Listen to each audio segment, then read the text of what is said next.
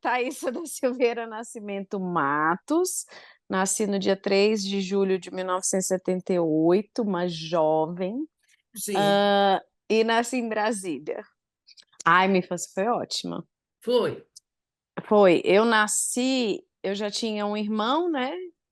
3 anos mais velho que eu. Nós morávamos numa casa. Meus pais gostavam muito de receber em casa, né? Os amigos, os vizinhos. A gente morava em casa, então era uma época que era muito tranquilo, todo mundo sair na rua para brincar. Eu brincava muito com os amigos do meu irmão, que me ensinaram a andar de bicicleta, e a gente montava pecinhas de teatro, andava de carrinho de rolimã. é, Meu irmão, assim, até chegar naquela fase que começa a brigar, né? Ele cuidava de mim como se fosse uma bonequinha, né? Me levava para brincar com os amigos dele. As escolas que eu estudei não tenho nenhum trauma. Assim, A, CDF, A, super, ultra, só tirava 10, assim, né? Acima da média e me virava, assim. Meus pais nunca tomaram conhecimento na minha vida escolar, assim. Eu me virava, se eu dava uma escorregada, eu mesma ia atrás para resolver. Eu falo assim, eu fiz direito, é, logo cedo eu fui para o serviço público, onde eu fiquei 21 anos. É, Estou há pouco tempo na iniciativa privada, cansei do serviço público e cansei muito por não gostar. Não é por não gostar, não. Eu cansei porque eu não consegui alcançar os objetivos que eu gostaria de alcançar. Não pessoalmente, mas no serviço público. Sabe? Eu queria realizar grandes projetos, eu queria fazer acontecer. Tanto que eu fui para a área da saúde agora e estou feliz. Assim, o importante para mim sempre foi trabalhar, sempre ter o meu trabalho, a minha independência, o meu dinheirinho, que não seja muito, mas sabe, que dê conta de mim. Muito mais, porque eu me realizo sendo feliz, assim, no dia a dia, entendeu? Eu morava em São Paulo, fui convidada a vir trabalhar em Brasília com uma autoridade, aí vim fazer entrevista. Essa autoridade falou assim: olha, veja, é, eu tenho uma amiga que está assumindo um cargo, mas ela vai casar o assessor dela com a filha dela. Então, você se importaria de ir para o lugar do assessor dela e o assessor dela vir trabalhar comigo? Então, a É. gente fez uma troca. Aí, eu fui trabalhar com essa senhora num lugar e meu marido, atual marido, foi trabalhar com essa autoridade. E Ah, casou, né? E tem um filho, e ok. Aí, anos depois, ele separou. Aí seguiu a vida dele, a gente se conhecia assim, da faculdade, bem de vista, assim, né?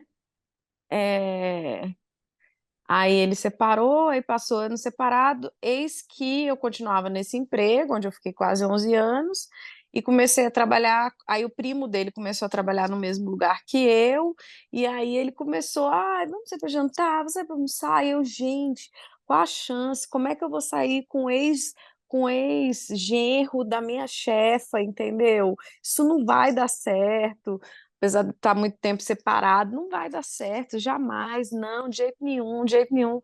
Sei que assim, ele brinca que depois de 3 anos tentando sair comigo, a gente se encontrou assim, saindo de um jantar da casa dela, da minha chefa, que eu fazia uns jantares na casa dela, e aí eu estava muito desgastada, muito cansada, muito precisando desabafar e tudo. Ele, não, vamos conversar e tudo. Eu aceitei. A gente parou num posto de gasolina, compramos umas latinhas de cerveja e aí começamos a conversar. Ficamos conversando assim umas 4 horas. Uma coisa assim. Eu falei, gente, não é que ele é legal? Acho que é ele é que é. legal. Olha, e aí pronto. E aí foi. Em 7 meses a gente namorou, noivou e casou. Foi planejado, mas ela demorou um pouquinho. Assim, eu demorei uns 6 meses para engravidar. E mas era o que a gente queria. Antes de nascer para ser qualquer coisa, eu nasci para ser mãe. 9 anos de intervalo.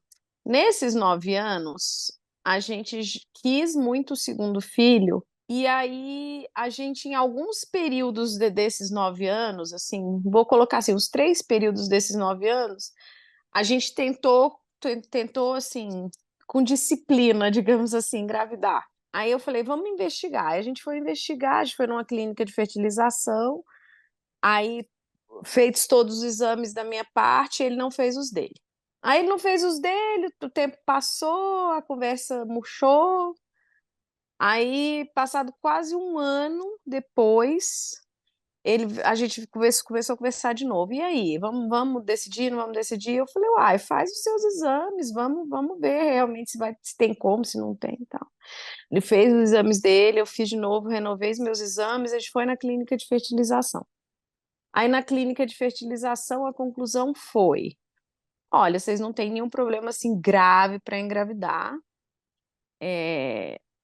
Já não tá, a idade já não ajuda muito.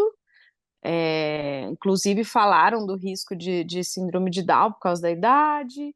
É, mas você tem que considerar que se em 9 anos, sem tomar nada, você não engravidou naturalmente, assim, é quase impossível você engravidar. Tá bom. Aí a gente chegou em casa, tal, deu uns 2 dias, a gente sentou para tomar uma cerveja, conversando, aí levantamos todos os contras de ter um segundo filho. Aí batemos o pé, decidimos que a gente não ia tentar. Vamos desistir da fertilização, Deixa vamos pra desistir de ter. lá, não é para ser. Aí compramos uma viagem para Las Vegas, compramos uma viagem para São Paulo, organizamos uma festa, e aí deu um mês eu apareci grávida. No dia 20 de dezembro, quer dizer, um pouquinho antes da gente viajar para o Uruguai para o Natal, eu estava na 12ª, 13ª semana, eu fiz a translucência nucal, né? Que é a ecografia que vê, na época que vê o tamanho do líquido na nuca, né? E aí o normal era até 2,5, o do Bernardo estava em 2,9. Aí a médica, a radiologista fazendo o exame, ficou assim, ela apertava tanto a minha barriga, ela demorou tanto, eu senti que tinha alguma coisa de errado, sabe? Que ela estava agoniada, ela estava sofrendo ali, estava nervosa e tudo. E aí mandou a gente sair, esperar que ela ia conversar conosco. Quando ela falou, vou conversar com vocês, falei, tem alguma coisa de errado, né? Ela falou assim: olha, antigamente só a translucência a gente já diria que tem um risco para alguma trissomia, né? Alguma anomalia, não lembro como é que ela falou.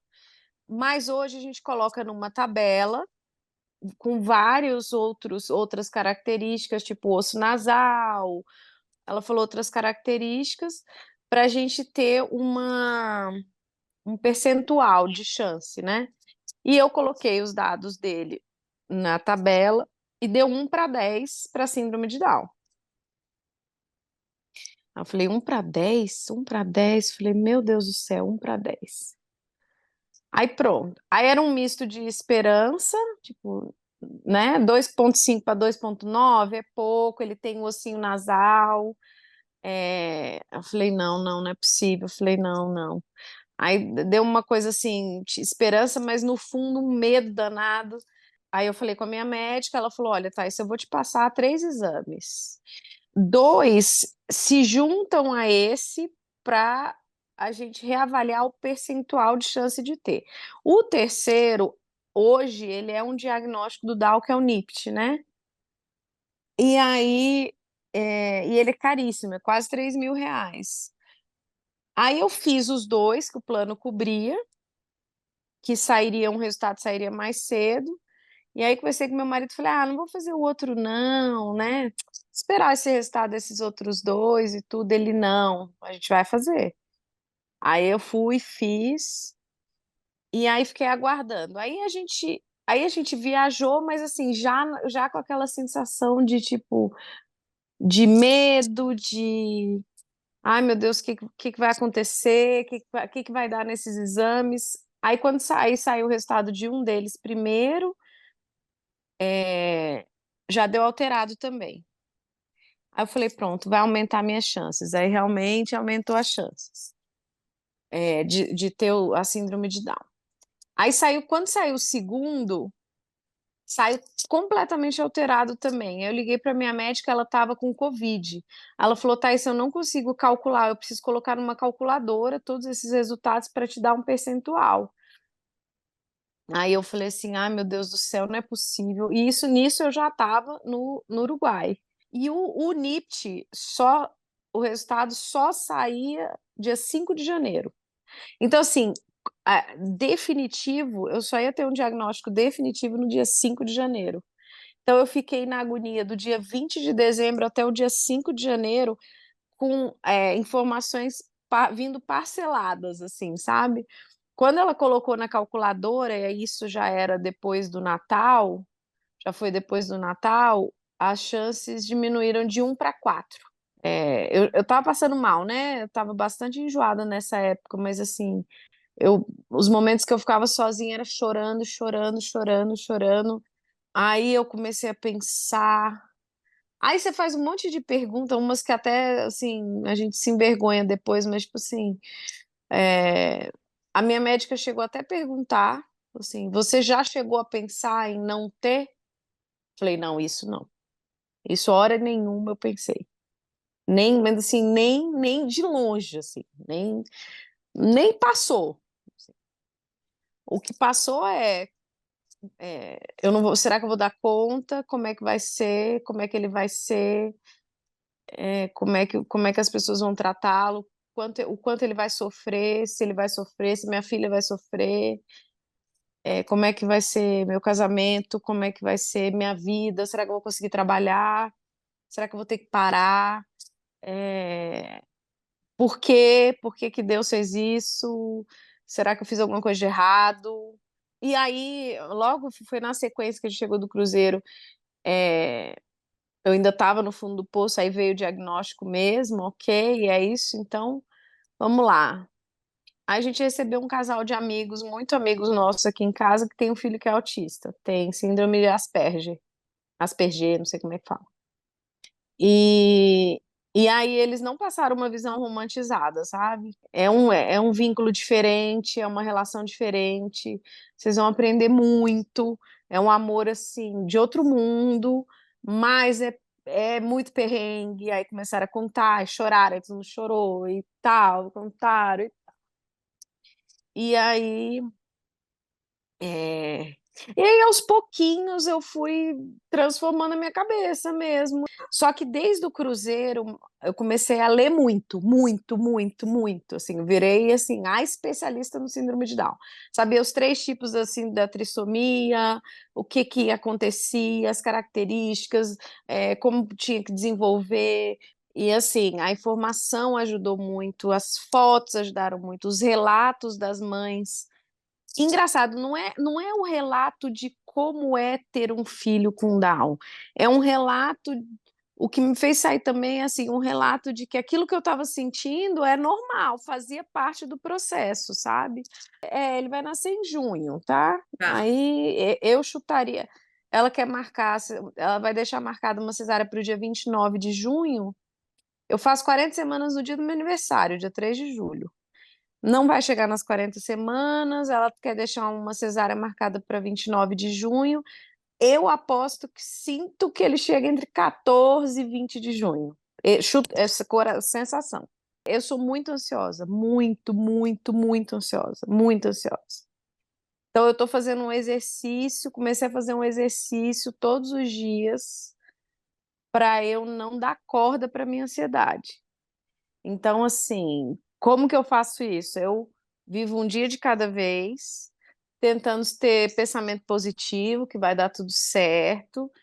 Tanto que chega também chega um batalhão de gente querendo te ajudar de todas as formas possíveis. Não, vou te apresentar fonoaudiólogo, vou te apresentar isso, vou te apresentar uma isso, aquilo, a pessoa que vai te ajudar. E assim, eu não tô nem querendo falar com as pessoas agora. Não, eu não quero alimentar a minha ansiedade, eu quero esperar ele nascer. A gente descobriu, ele tem uma cardiopatia, ele vai precisar operar o coração, tudo indica que vai ser perto ali de 1 ano de idade. Era uma possibilidade, é mais um desafio que eu vou passar, e eu vou vencer e vai dar tudo certo. E assim, eh dá um medo de não ter força, porque com 45 anos dá medo de não ter tanta energia para, né, ser uma mãe como eu gostaria de ser, e dar atenção ao mesmo tempo para a mais velha, e manter um casamento feliz. Dá medo de tudo isso? Dá.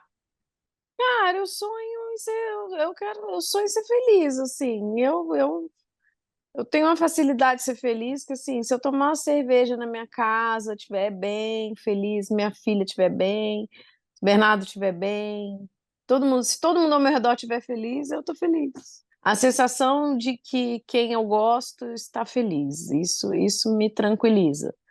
Tanto que é o que me gera muita ansiedade, assim. Tipo, ai, não, meu marido tá bem, tá feliz, minha filha tá bem, tá feliz, meus pais, ai, quando tá todo mundo numa fase boa, feliz assim, eu fico feliz, entendeu? Ela sempre quis, né? Ela tava pedindo há muitos anos que ela tava pedindo um irmão, irmãzinho, né? Aí ela pedia, né? Um irmãozinho, uma irmãzinha, ai, mãe, não sei o quê. Eu falei, filha, depende de Deus, né? Aham. E aí, quando saiu o diagnóstico, a gente chegou de viagem.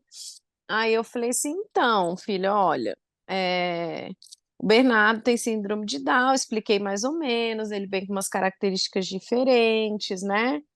Pode ser que tenha um pouquinho mais de dificuldade de se desenvolver, né? De aprender as coisas para falar, para andar e tudo. Mas tudo que eu li, que eu soube e tal, é que eles são muito amorosos, eles são muito carinhosos, isso aí é uma unanimidade, né? Eles são muito apegados e tudo. Aí ela falou assim: Ah, mãe, daí, mas qual o problema? Falei, não, filho, não tem problema nenhum, só tô te contando que ele vai ser diferente, né? Ele vai ser especial e tudo, mas tem esse outro lado. Aí ela falou, então que ótimo, então tá, mãe, tudo bem. Aí ela foi pro quarto dela e mandou um vídeo para as amigas dela. Lembrou agora? Mandou um vídeo. Gente, então, eu tenho uma notícia, mas eu não sei se é boa ou ruim. Eu acho que é boa. Então, é que o Bernardo, ele tem síndrome de Down. 9 anos. Mas aí minha mãe me contou Maravilhosa. que minha mãe me contou que eles são muito, primeiro que eles são muito bonitinhos. E São aí fofos. eles são fofos e assim minha mãe me contou que eles são muito amorosos. Então assim, ele vai ser muito apegado a mim. E assim, aí eu tô muito feliz por causa disso. E aí vocês vão ter que me ajudar a cuidar dele, a defender ele, porque assim, a gente vai ter que se juntar todo mundo para defender o Bernardo, para ajudar o Bernardo. Vocês vão ser babás também dele e tal. Aí ela começou a receber os vídeos das amigas falando: eles com síndrome de Down, eles são muito fofos, eles são lindos, a gente já ama o Eu já Bernardo e a sou gente fã vai dela. defender. Minhas amigas organizaram um chá de fralda para o Bernardo e fizeram um vídeo. Se você quiser, depois eu te mando também. Um vídeo com as pessoas fazendo declarações e tudo. Foi assim, uma das coisas mais lindas do mundo. Quase morri de tanto chorar. No final tinha o Marcelinho, né, com a mãe Sim, dele, que sim, é uma super sim. tal, e eles fazendo uma dedicatória pra gente, assim, Thaís, Igor, Bernardo, a gente tá esperando vocês e tal. Cara, abre assim, você fecha uma expectativa, é, foi um luto, né? Você vive um luto de ter um filho perfeito, sem problema, nananã, nananã. E assim, uma coisa que eu ouvi que eu gostei muito também é, poxa, você pode ter um filho perfeito. E ao longo da vida ele te dá tanto trabalho, te dá, sabe, tanto outros problemas que são tão cruéis, né? Assim, então assim, quanto mais eu falei, quanto mais eu conto a história, mas eu realizo que tudo vai dar certo, que desafios Ele tá virão e que eu vou dar caminhando. conta. Eu fico brincando assim que tem um menininho que eu sigo, que ele é a coisa mais linda. Gente, ele é tão perfeito que eu tenho até medo de ficar olhando demais, que a expectativa é ser muito alta. Mas ele fica com como eles têm uma língua Sim, mais mais profunda. vaguinha. Sim, eu falo Aí eu também. falo, aí eu brinco com meu marido, eu não vejo a hora do meu beijo chegar com a linguinha.